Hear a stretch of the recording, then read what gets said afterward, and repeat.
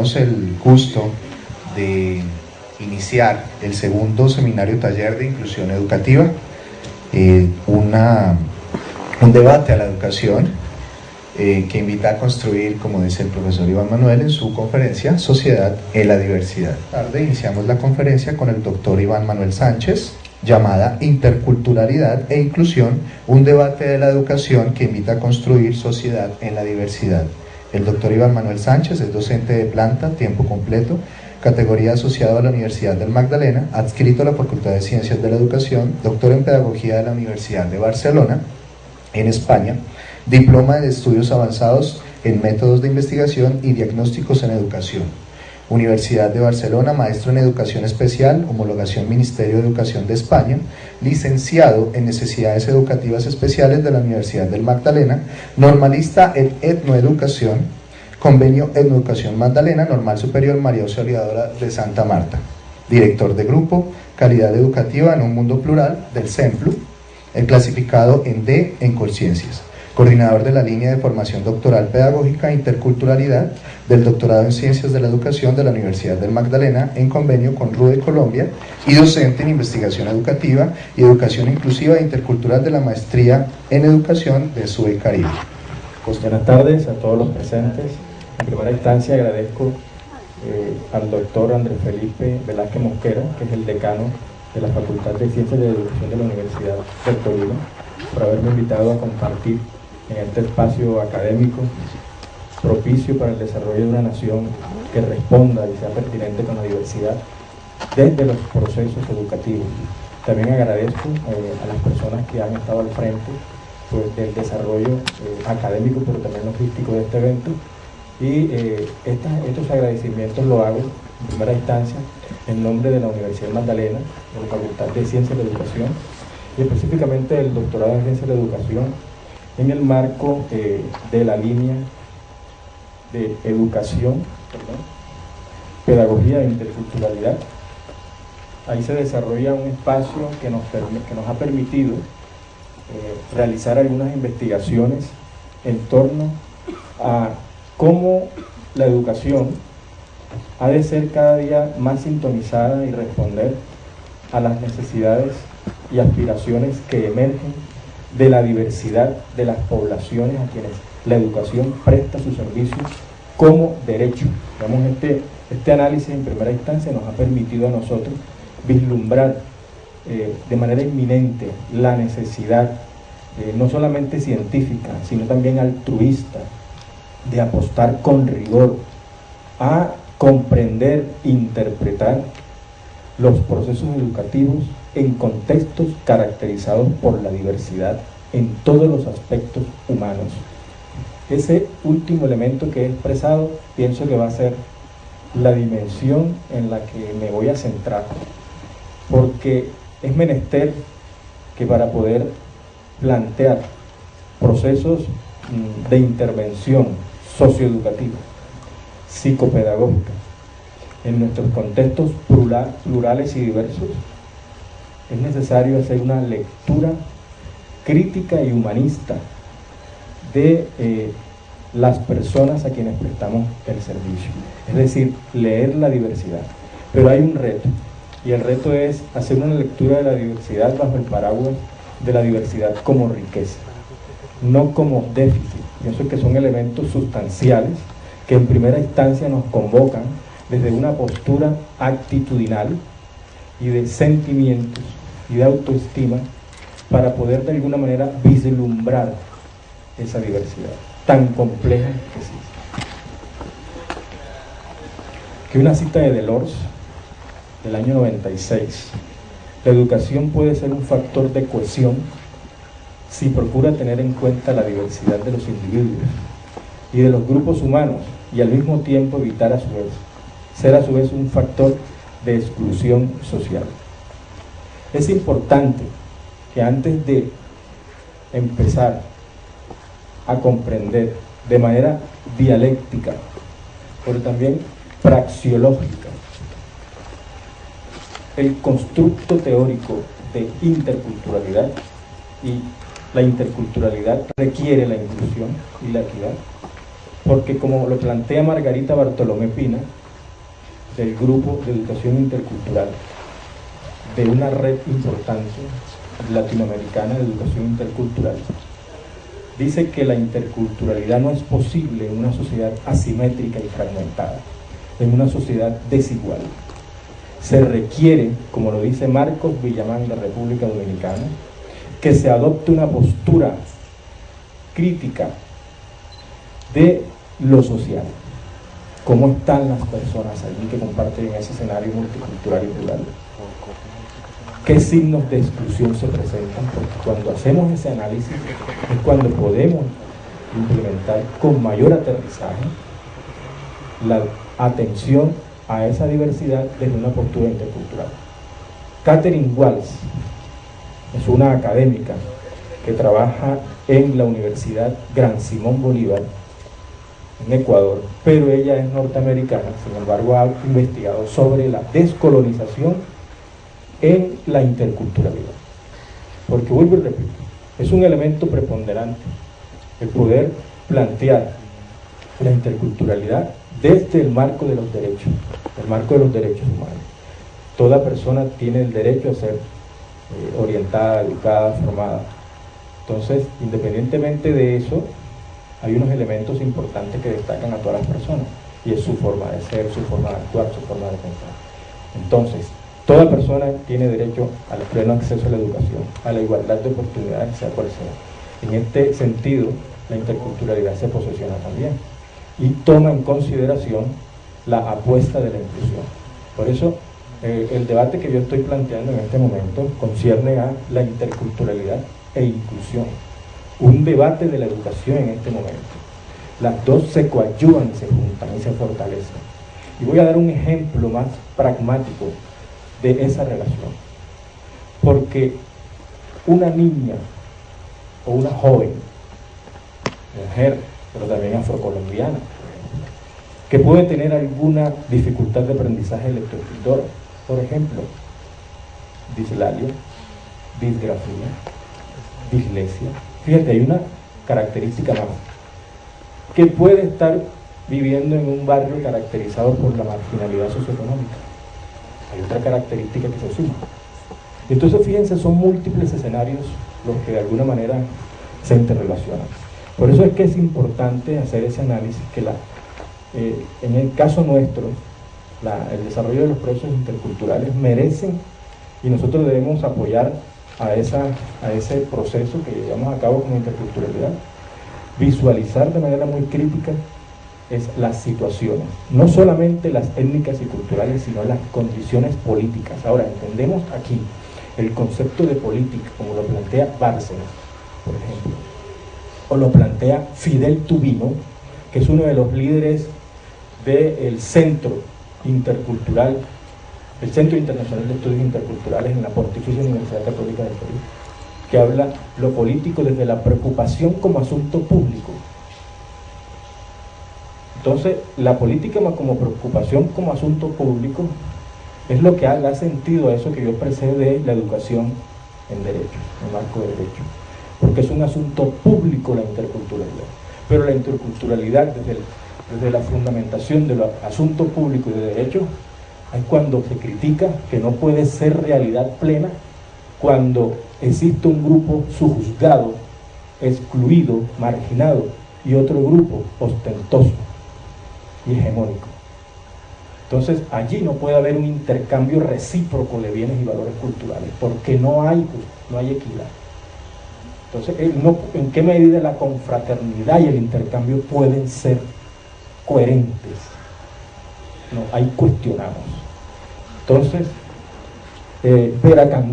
María Vera Candau, de Brasil, del discurso de la pedagogía del sur, nos plantea en ese punto, ya desde el aterrizaje de la educación. Entonces, claro, aquí no solamente estamos hablando de grupos étnicos y culturales, en el caso de nuestro país, llámense afrocolombianos, comunidades negras, las diversas caracterizaciones que se han dado, o comunidades indígenas, pueblo rum, sino que también nos convocan a replantearlo en términos de otras poblaciones. Y yo estoy haciendo un eje transversal, ubicándonos un poco para no mencionar las preguntas, sino con lo que estoy planteando, ubicarnos ahí en esas inquietudes que están planteadas. Entonces, en sintonía a lo que expresé, hay otras poblaciones caracterizadas por ejemplo, culturas distintas, y no solamente hablo de etnias, sino por ejemplo las personas del eje cafetero, las personas de las sabanas, los campesinos en todas sus características, las culturas urbanas, en fin, se amplía tanto. Lo mismo capacidades diferentes de aprendizaje. No vamos a ubicar el término para ubicar a las poblaciones, y aquí sí nos sumamos todos. Capacidad, Tezanos, un autor que habla precisamente, el que nos ha ayudado a ubicar esta caracterización tan amplia de las poblaciones, Tezanos, que él habla de las infraclases, porque critica que lastimosamente se ubica en nuestra sociedad hoy en día rural la identificación de grupos subjuzgados y marginados. Entonces, dentro de esas capacidades están lo que el término histórico es discapacidades.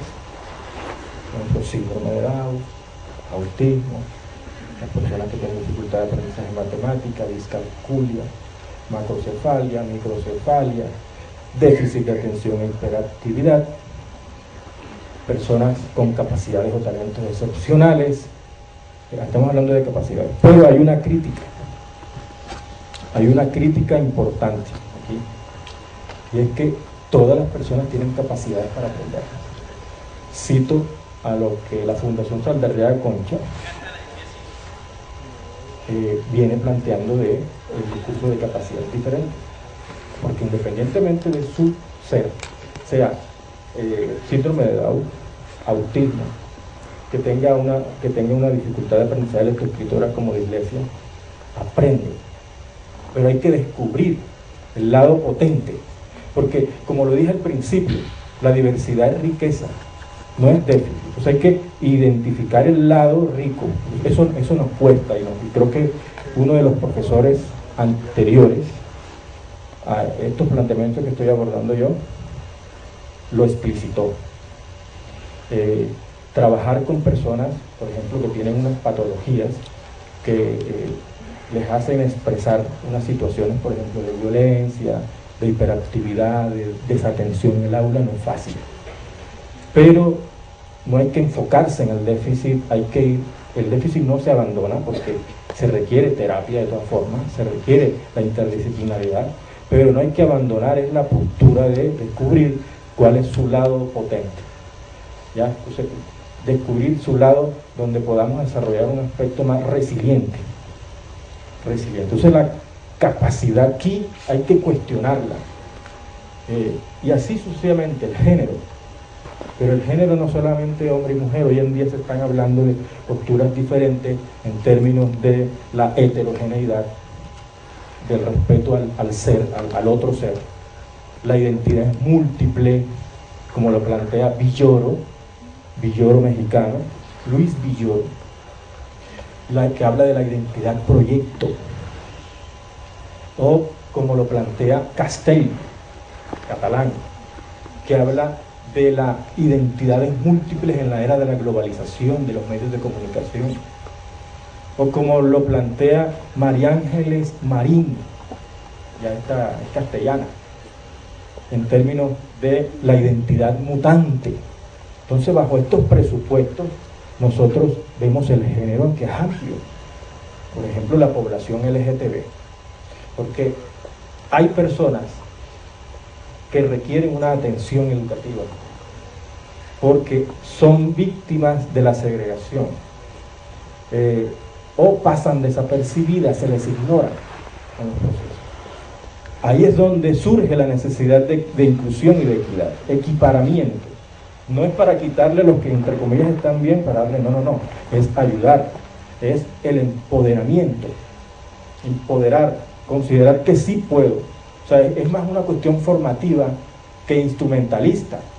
Y ese término del empoderamiento, lo que es la parte de la libertad, planteado por Freire ya tiene muchos años, pero nosotros lo estamos ya ubicando desde una dimensión propiamente dicho del aterrizaje a una educación que responda y sea pertinente con la diversidad humana.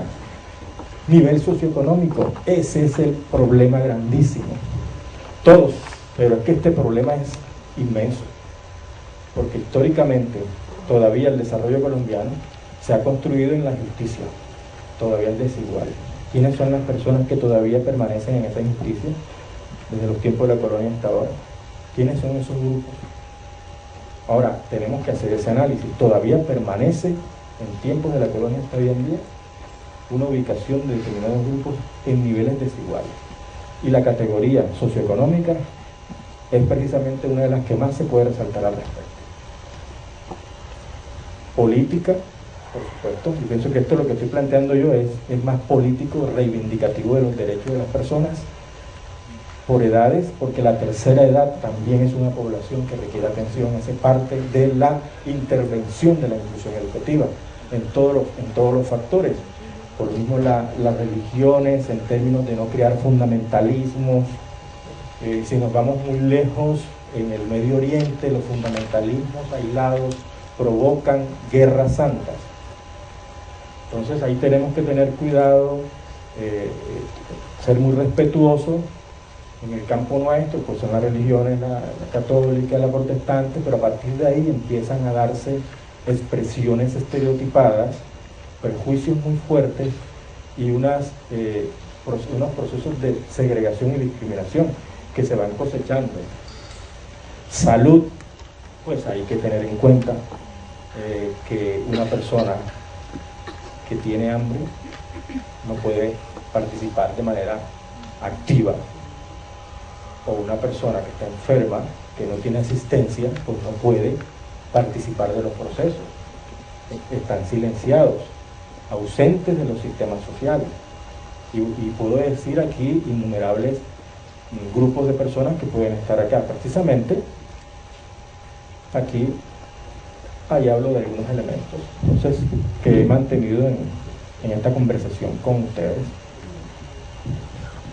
Aquí los elementos que, por ejemplo, están en contra: machismo, violencia de género, por ejemplo, homofobia, la xenofobia, el racismo, la intolerancia.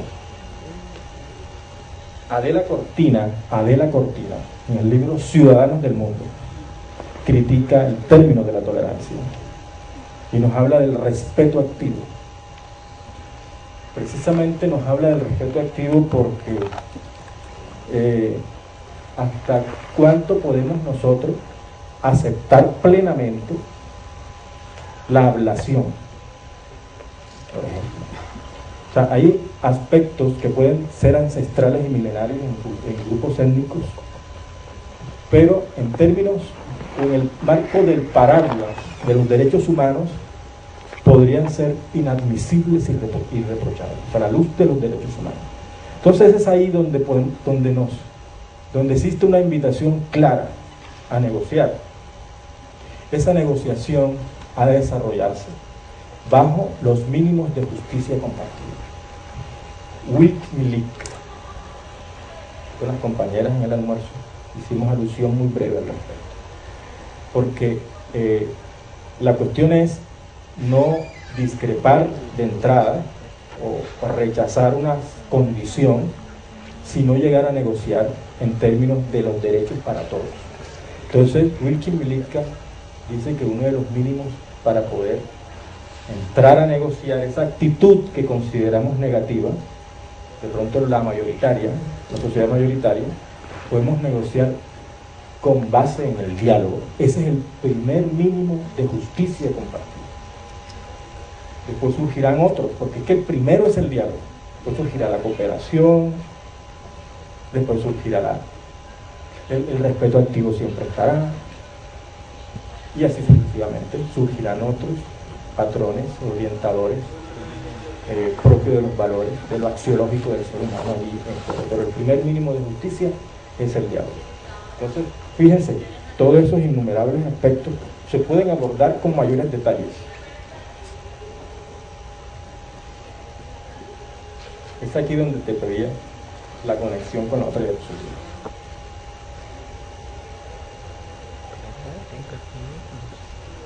Fíjense, ante el paraguas de la diversidad humana, porque fíjense el paraguas de la diversidad, pero aquí hay algo que voy a otra vez a resaltar, y es que puede ser una persona, por ejemplo,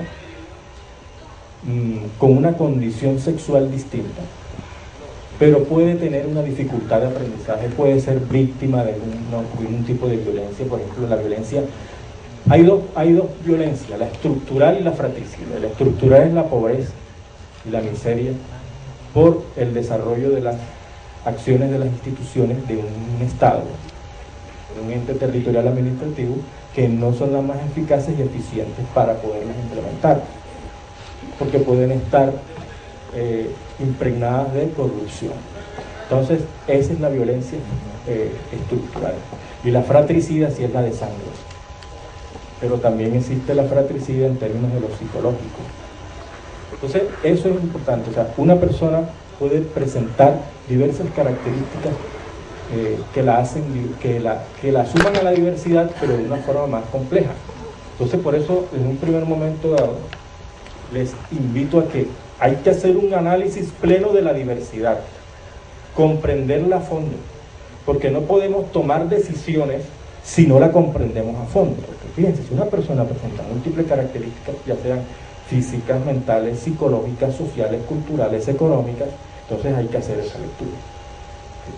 Existe también, puede existir homogeneidad en la caracterización de la diversidad.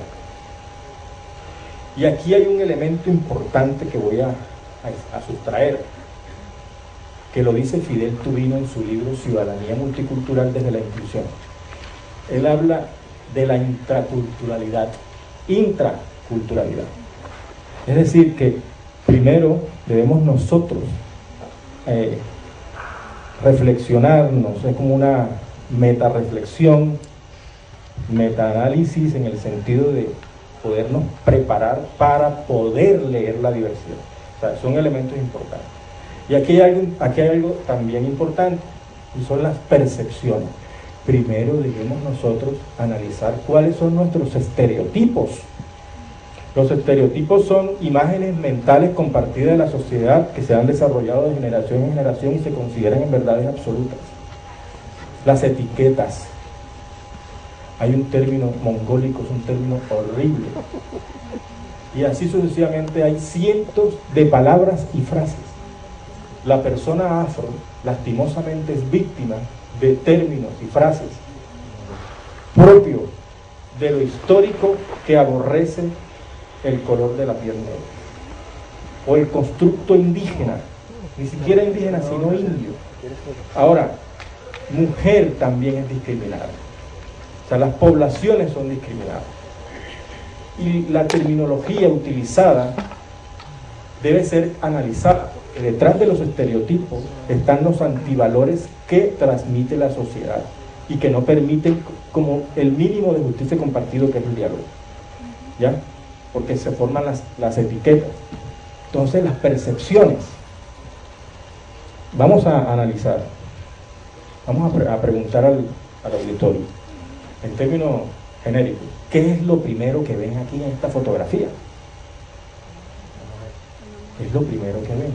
Cada quien va a responder de acuerdo a su experiencia de vida. ¿Cuántos años tiene? ¿Cómo es? ¿Qué lleva puesto? ¿En qué roles la ves? La mayoría ya hemos hecho el ejercicio, la ubiquen por el color de la piel. La ubiquen por... No, hay una mujer, su vestimenta es propio de un grupo de danza, de una presentación artística. Bueno, tienen innumerables, dependiendo de la historia de vida de cada uno y del aspecto, el nicho cultural en que se desenvuelvan. Entonces, esto es lo que digo, son las percepciones que pueden estar sesgadas o pueden ser respetuosas de lo distinto. O sea, son dos formas de responder cómo ven a esta mujer. Entonces, la percepción es muy importante. Hay un grupo que trabaja las percepciones en contextos plurales. Se llama el colectivo Amani. Y el colectivo Amani trabaja las percepciones Y el tema de las percepciones es fundamental analizarse, estudiarse, porque, vuelvo y repito, si nosotros identificamos a un grupo inferior o basándonos en estigmatizaciones negativas, la lectura que hagamos siempre va a estar sesgada. Entonces debemos analizar debemos desarrollar un ejercicio crítico sobre eso. Porque vuelvo y repito, detrás de las frases, estereotipos que se difunden sobre un grupo y otro, están los antivalores. Entonces así investigamos, así desarrollamos intervención, etcétera, etcétera.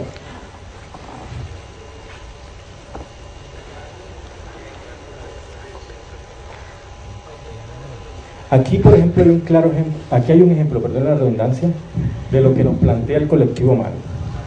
Estereotipo, prejuicio y discriminación. Ellos en su teoría, basado en lo psicosocial, de unos estudios que ha hecho PINMI, P, H, I latina, M, N, I, Y, sobre la identidad. La identidad en los adolescentes, por ejemplo. Son uno de los estudios que ellos tienen. Y han trabajado con grupos diversos y plurales, no solamente étnicos, sino distintos grupos, entre ellos las mujeres, los obreros, etcétera, etcétera. Y ellos dicen que hay dos momentos importantes en esa teoría de las percepciones. Y la primera es cognitiva, y la primera cognitiva ubica tres momentos.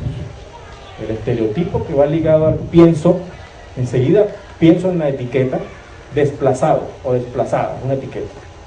Porque yo ubico a las personas que lastimosamente a veces están en la calle solicitando ayuda, con unas características físicas deplorables, propio de su condición, una condición deshumanizada y de migrante, por supuesto. Pero el estereotipo conlleva el prejuicio, y el prejuicio siente, es afectivo. Cuando se ve esta persona, hay otras personas que la ven y sienten de pronto nervio, desconfianza, etcétera, y eso genera lo connativo, que es la actuación, que es la discriminación.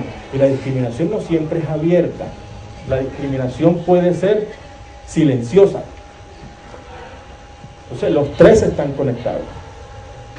Los tres momentos de las percepciones que nos plantea este colectivo en su análisis, muy interesante, porque nosotros vemos, quienes estamos formándonos en el ámbito de la educación, y más que todo en una universidad con una licenciatura, debe propiciar en los futuros y ustedes mismos ese análisis, porque estamos en una sociedad totalmente plural.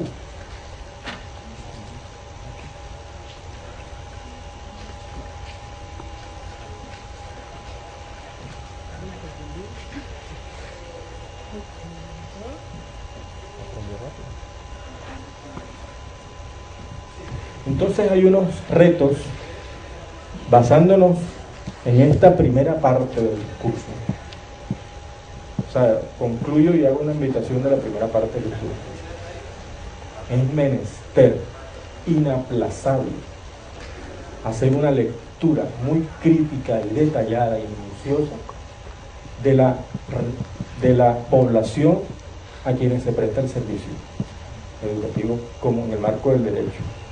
Es necesario identificar, hacer una caracterización, pero no es suficiente hacer la caracterización sin antes reflexionamos en qué situaciones se encuentran los diferentes grupos, y en qué situación me encuentro yo, asumiendo el discurso de Fidel Tubino, de la intraculturalidad, que también para poder desarrollar interculturalidad e inclusión, yo tengo que hacer un análisis mismo intra. O sea, es como decir intrainclusión, interculturalidad, y ahí, por eso ubiqué el tema de las percepciones, lo cognitivo, las representaciones, todos estos temas son importantes nosotros que debemos tener en cuenta. La búsqueda de nuevas formas de organización y gestión de la sociedad. Y hablo de lo ecológico porque hay una paradoja nacional. Contextos muy ricos naturalmente, pero con claros signos de marginación. Eso nos caracteriza. Como sectores poblacionales con unas riquezas enormes naturales, pero lastimosamente en condiciones deplorables. Resquebrajamiento social, emergencia socioeconómica. Entonces hay grupos que vienen trabajando la educación desde la equidad. Por eso siempre va a estar aquí el lado político de la justicia social. Luchemos por la justicia social desde los procesos interculturales. El reconocimiento que la heterogeneidad se incrementa, nos ubica en referentes distintos a los tradicionales. Aquí hay unas comunidades académicas que señalo, unas comunidades académicas que vienen trabajando con mucho rigor, pero con mucho sentimiento de pertenencia al tema de la interculturalidad y la inclusión educativa. El primer grupo es el GREDI, Grupo Recerca en Educación Intercultural. GREDI, lo buscan en internet, GREDI, y lo van a encontrar con muchas publicaciones sobre el tema de la inclusión y el tema de la interculturalidad. El segundo grupo de América Latina, de Sudamérica, está en Cochabamba, Bolivia, y está bajo el auspicio de la Universidad de San Simón y de la GTZ de Alemania, se llama PROIT Andes, quiere decir Proyecto de Educación Intercultural Bilingüe. El otro grupo es el Centro Poveda y queda en República Dominicana y trabaja la pedagogía de Freire, la pedagogía crítico-social, trabajan la pedagogía de la inclusión y la pedagogía de la equidad. El Centro Poveda, buscan así en Google Centro Poveda y va a aparecer, porque es centropoveda.org. RIDEI, que es Red Internacional de Estudios Interculturales, que lo auspicia la Pontificia Católica del Perú. Y ahí van a bajar innumerables artículos sobre este debate que de alguna manera yo estoy expresando, invitándolos a sumarse. Y lógicamente a partir de allí podemos ahondar en estos elementos que yo he suscitado aquí. Ahora, ¿cómo nos situamos ante la diversidad, multiculturalidad en los diferentes ecosistemas? ¿Qué actitudes está generando? Yo recuerdo una pregunta del chico al finalizar esta mañana. En esos términos yo voy a tratar de aportar a la respuesta. Lástima que no se encuentra. Él respondía sobre las diferencias y sobre la inclusión. Fíjense, primero hay que asumir un cambio de actitudes, que es lo que yo he planteado. Y luego, ahí sí podemos desarrollar aspectos más instrumentales de intervención del proceso de la inclusión. Es más importante el primero, en las situaciones en que nos encontramos en el país. Y se lo voy a decir porque nosotros desarrollamos en la Universidad Magdalena con el grupo de investigación de calidad educativa en un mundo plural una investigación que se denomina Educación para una Ciudadanía Inclusiva, y tiene que ver con la formación de los profesores. Nosotros buscamos detectar, o hemos buscado, porque ya tenemos una primera versión, cuáles son las necesidades formativas que presenta el profesorado para desarrollar prácticas inclusivas, prácticas de aula, o sea, en su proceso, su quehacer pedagógico, las herramientas didácticas, su discurso, en qué medida está aterrizándose. Independientemente de las condiciones que se tienen o no se tienen para desarrollar inclusión, aquí lo que miramos principalmente son por ejemplo, la actitud del profesorado en realidad, la que nos preocupa. Entonces, la primera y fundamental categoría que hemos encontrado nosotros en esa exploración, porque es un estudio interpretativo comprensivo desde lo etnometodológico y también desde la etnografía, de la fenomenología, y es la categoría principal que encontramos es que el profesorado en su mayoría, no todo, pero sí en su mayoría, esa es la inclinación, no asume la diversidad como riqueza, sino como un déficit. Ese es el primero, es fundamental. Lo otro es los estereotipos, la minimización de las poblaciones. Y el tercero es que no se sienten parte de la comunidad con la cual trabajan. O sea, no hay un sentimiento de pertenencia. Ese es un término teórico del GREDI, del Grupo Recerca en Educación Intercultural e Inclusiva. El sentimiento de pertenencia es, en primera instancia, me preocupa el contexto donde yo trabajo, pero no me quedo en la preocupación. Soy capaz de tomar decisiones y buscar la forma para poder aportar a la solución. Entonces, eso es en términos muy gruesos lo que nos plantea el discurso del sentimiento de pertenencia. Ahora, Margarita Bartolomé Pina, y el mismo Centro Poveda a través de Argentina Enrique, que son personas que trabajan en el campo, aterrizan el discurso, dicen que el sentimiento de pertenencia ha de ser cívico y compartido. Es decir, en un crisol de múltiples colores, o sea, donde hay diversidad de personas, la idea es que todos trabajen juntos y juntas por proyectos comunes. ¿Ya? O sea, ahí es donde se avanza.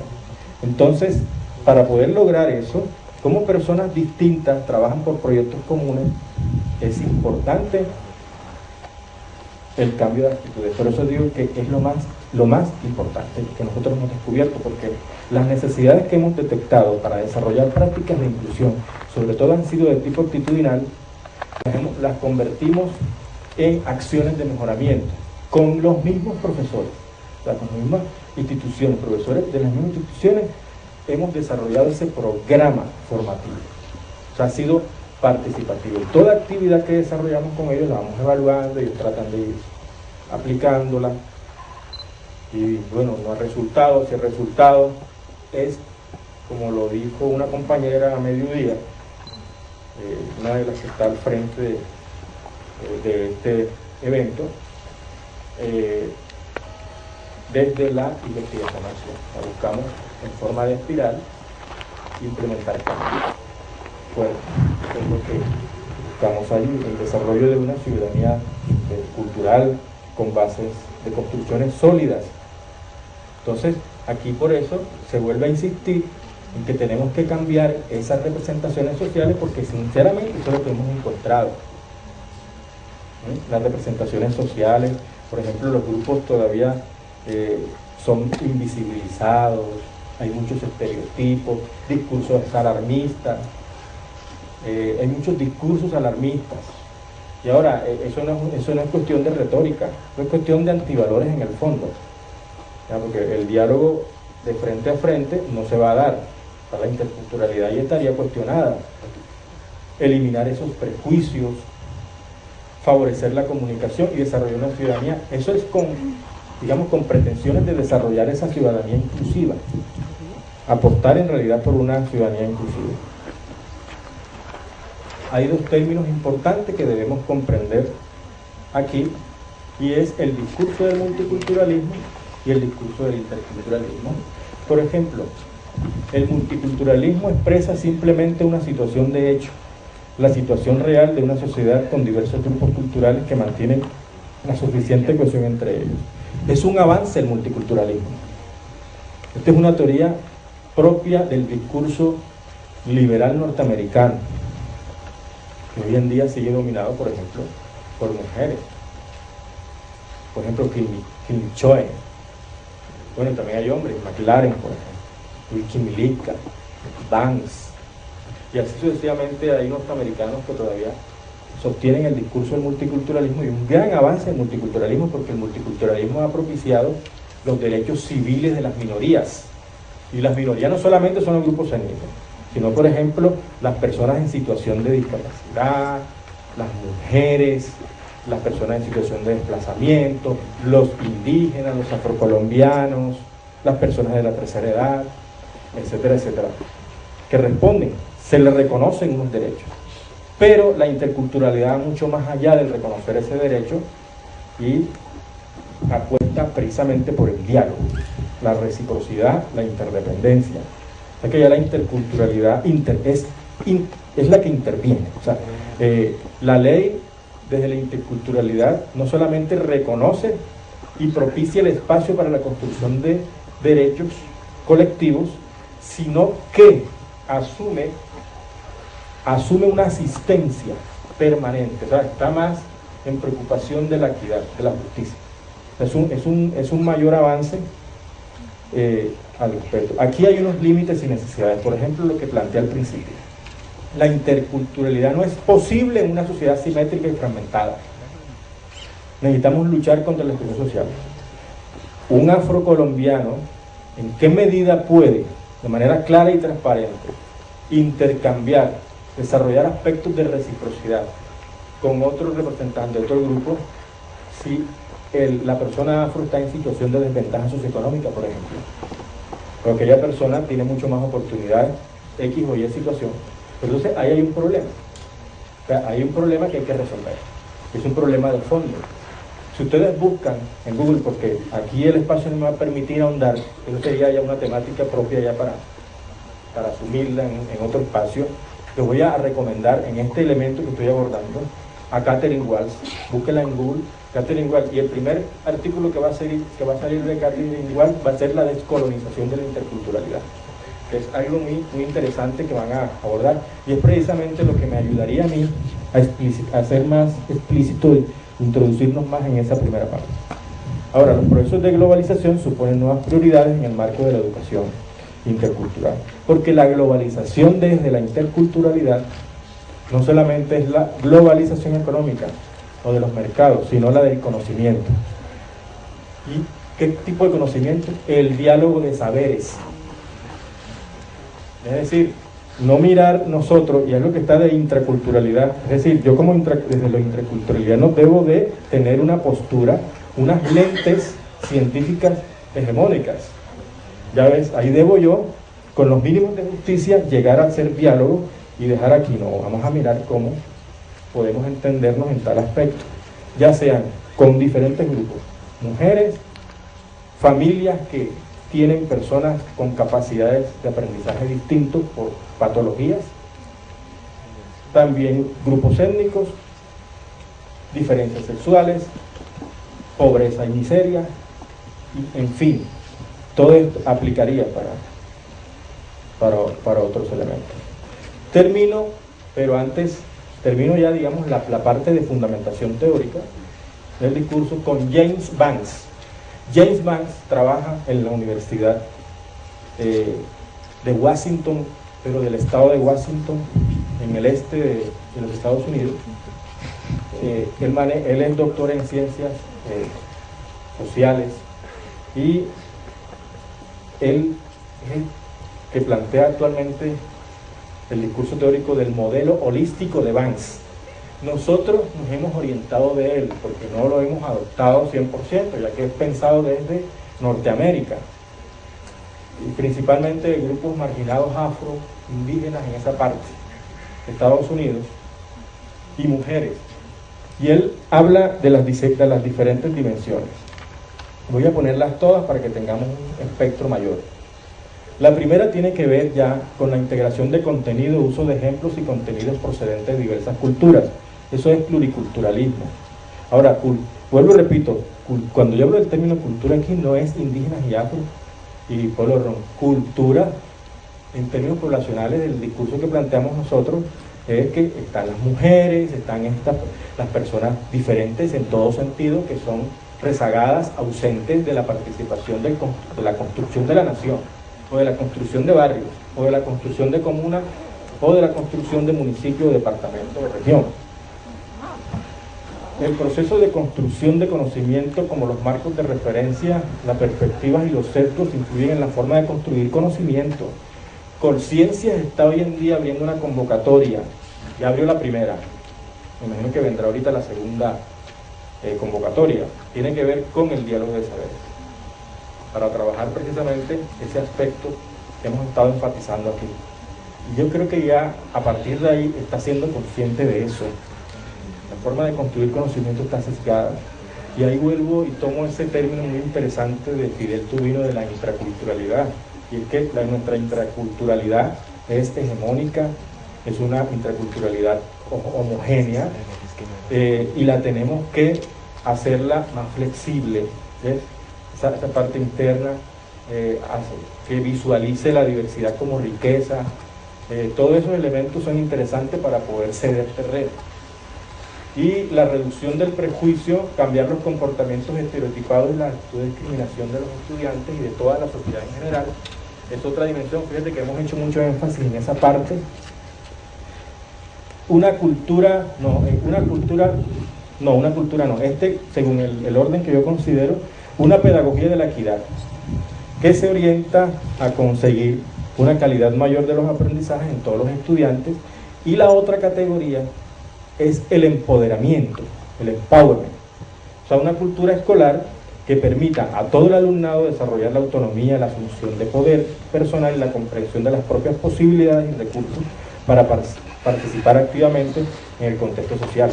Entonces, de todos los elementos que están aquí, nosotros hemos hecho una adaptación, o sea, manteniendo las ideas concebidas de James Vance, pero nosotros hemos aterrizado un poco bajo la realidad más nuestra y hemos incluido, por ejemplo, lo hemos enriquecido, introduciendo elementos más de la pedagogía del sur, es decir, desde lo freiriano, la equidad.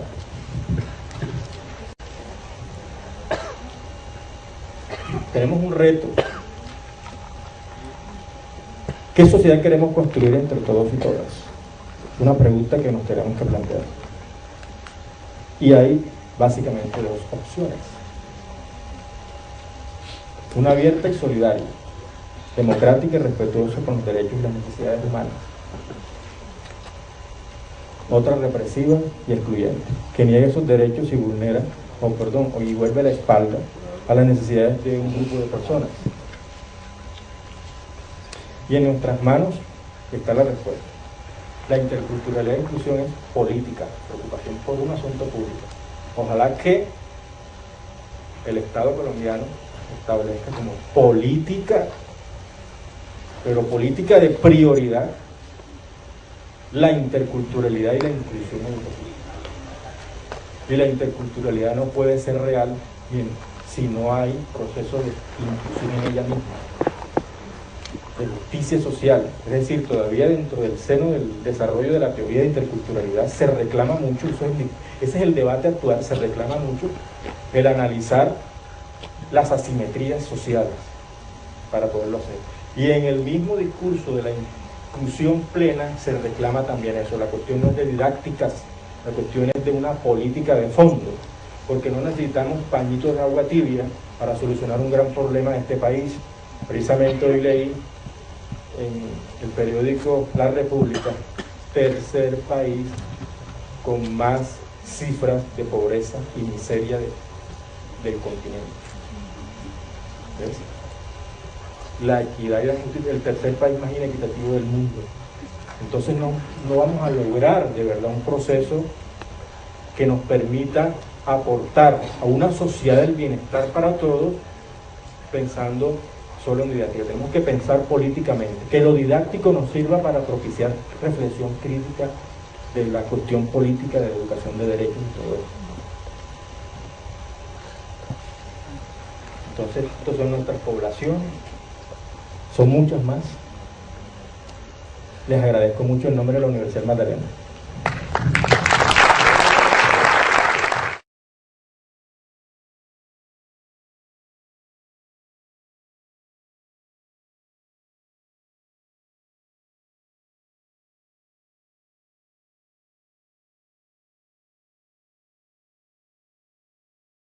Construir sociedad en la diversidad.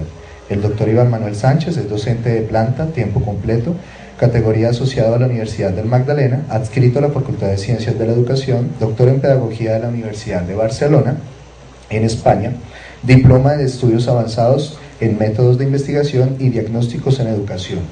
Universidad de Barcelona, maestro en Educación Especial, homologación Ministerio de Educación de España, licenciado en Necesidades Educativas Especiales de la Universidad del Magdalena, normalista en Etnoeducación, convenio Etnoeducación Magdalena, Normal Superior María Auxiliadora de Santa Marta, director de grupo, Calidad Educativa en un Mundo Plural, del CEMPLU, el clasificado en D en Conciencias.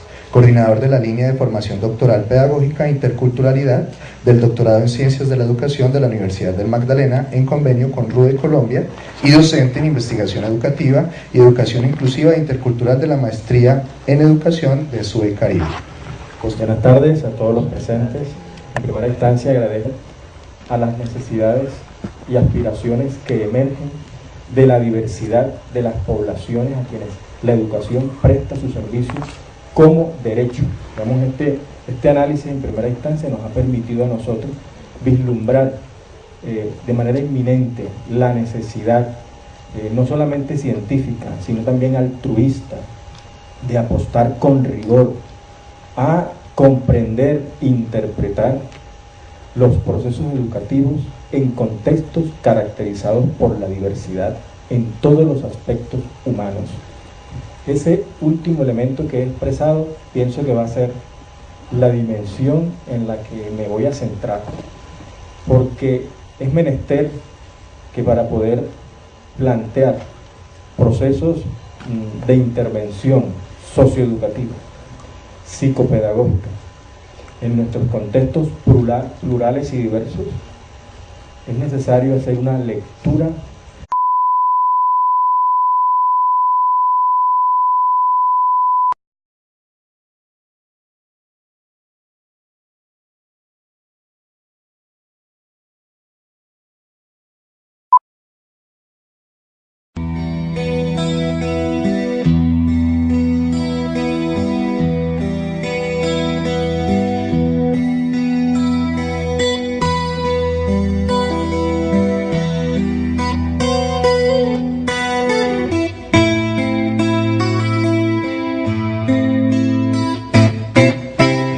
tenemos el gusto de iniciar el segundo seminario taller de inclusión educativa, un debate a la educación que invita a construir, como dice el profesor Iván Manuel en su conferencia, Sociedad en la Diversidad. Tarde iniciamos la conferencia con el doctor Iván Manuel Sánchez, llamada Interculturalidad e Inclusión, un debate de la educación que invita a construir al doctor Andrés Felipe Velázquez Mosquera, que es el decano de la Facultad de Ciencias de Educación de la Universidad del Tolima, por haberme invitado a compartir en este espacio académico propicio para el desarrollo de una nación que responda y sea pertinente con la diversidad desde los procesos educativos. También agradezco a las personas que han estado al frente pues, del desarrollo académico, pero también logístico de este evento. Y estos agradecimientos lo hago en primera instancia en nombre de la Universidad Magdalena, de la Facultad de Ciencias de Educación y específicamente del doctorado en Ciencias de Educación en el marco de la línea de educación, pedagogía e interculturalidad. Ahí se desarrolla un espacio que nos ha permitido realizar algunas investigaciones en torno a cómo la educación ha de ser cada día más sintonizada y responder crítica y humanista de las personas a quienes prestamos el servicio. Es decir, leer la diversidad. Pero hay un reto, y el reto es hacer una lectura de la diversidad bajo el paraguas de la diversidad como riqueza, no como déficit. Pienso que son elementos sustanciales que en primera instancia nos convocan desde una postura actitudinal y de sentimientos y de autoestima para poder de alguna manera vislumbrar esa diversidad tan compleja que existe. Que una cita de Delors del año 96: la educación puede ser un factor de cohesión si procura tener en cuenta la diversidad de los individuos y de los grupos humanos y al mismo tiempo evitar ser a su vez un factor de exclusión social.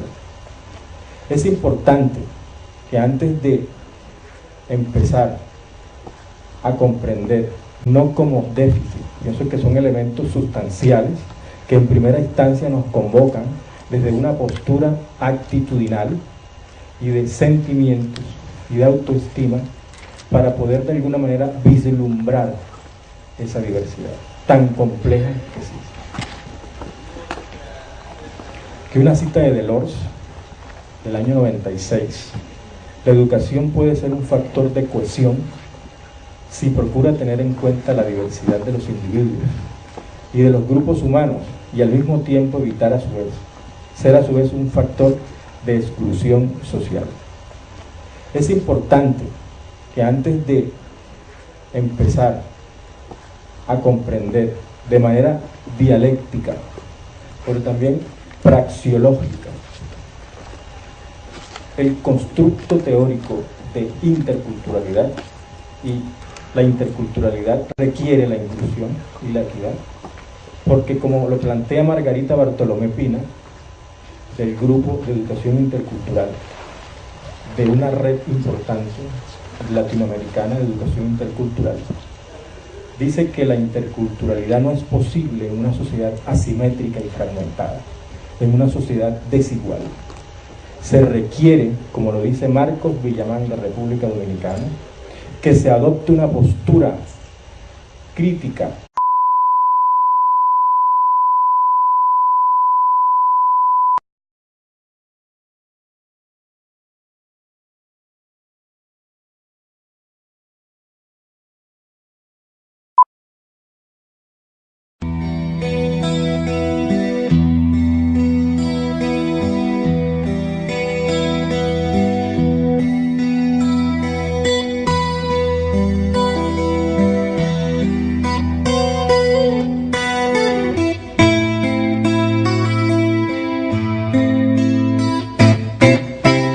Tenemos el gusto de iniciar el segundo seminario taller de inclusión educativa, un debate a la educación que invita a construir, como dice el profesor Iván Manuel en su conferencia, Sociedad en la Diversidad. Tarde iniciamos la conferencia con el doctor Iván Manuel Sánchez, llamada Interculturalidad e Inclusión, un debate de la educación que invita a construir sociedad en la diversidad. El doctor Iván Manuel Sánchez es docente de planta, tiempo completo, categoría asociado a la Universidad del Magdalena, adscrito a la Facultad de Ciencias de la Educación, doctor en Pedagogía de la Universidad de Barcelona, en España, diploma de estudios avanzados en métodos de investigación y diagnósticos en educación. Universidad de Barcelona, maestro en Educación Especial, homologación Ministerio de Educación de España, licenciado en Necesidades Educativas Especiales de la Universidad del Magdalena, normalista en Etnoeducación, convenio Etnoeducación Magdalena, Normal Superior María Auxiliadora de Santa Marta, director de grupo, Calidad Educativa en un Mundo Plural, del CEMPLU, el clasificado en D en Conciencias, coordinador de la línea de formación doctoral pedagógica Interculturalidad del doctorado en Ciencias de la Educación de la Universidad del Magdalena en convenio con RUDE Colombia y docente en Investigación Educativa y Educación Inclusiva e Intercultural de la Maestría en Educación de SUE Caribe. Buenas tardes a todos los presentes. En primera instancia agradezco al doctor Andrés Felipe Velázquez Mosquera, que es el decano de la Facultad de Ciencias de la Educación de la Universidad del Tolima, por haberme invitado a compartir en este espacio académico propicio para el desarrollo de una nación que responda y sea pertinente con la diversidad desde los procesos educativos. También agradezco a las personas que han estado al frente pues, del desarrollo académico, pero también logístico de este evento, y estos agradecimientos lo hago en primera instancia en nombre de la Universidad Magdalena, de la Facultad de Ciencias de la Educación, y específicamente del doctorado en Ciencias de la Educación, en el marco de la línea de educación, pedagogía e interculturalidad. Ahí se desarrolla un espacio que nos ha permitido de lo social, cómo están las personas allí que comparten ese escenario multicultural y plural, qué signos de exclusión se presentan, porque cuando hacemos ese análisis es cuando podemos implementar con mayor aterrizaje la atención a esa diversidad desde una postura intercultural. Catherine Walsh es una académica que trabaja en la Universidad Gran Simón Bolívar en Ecuador, pero ella es norteamericana, sin embargo ha investigado sobre la descolonización en la interculturalidad, porque vuelvo y repito, es un elemento preponderante el poder plantear la interculturalidad desde el marco de los derechos, el marco de los derechos humanos.